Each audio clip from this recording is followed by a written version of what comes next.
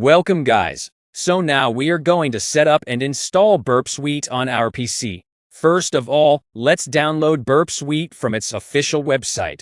We will search Burp Suite Community Edition. So here we have Burp Suite Community Edition. Let's click on the first link, and from there we can click on Go to straight to Downloads, and let's wait for it. From here we can select the version that is the Burp Suite Community Edition. We will select our Windows operating system type, that is 64-bit, and we will click on Download. That's it. So you can see our download has begun. Now let's wait for this download to be completed, and then we will set up and install Burp Suite on our PC. So guys, our exe file has successfully downloaded. Now double-click on the application. It will take some time.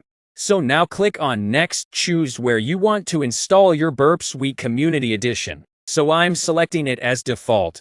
Click on Next. Click on Create a Start Menu folder and click on Create Shortcut for all users. Click on Next. So that's it.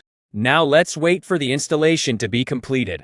So our installation has been completed. Now click on Finish. That's it. Now let's start our Burp Viewed Community Edition. Click on it. So this is the first page you are going to see when you open Burp Viewed Community Edition.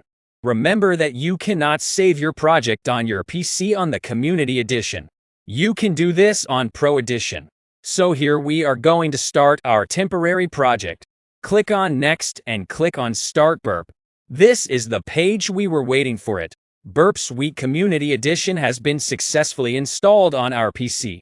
These are some of the different windows and different components that we will study in our upcoming videos. That's it guys for this video. See you in the next video.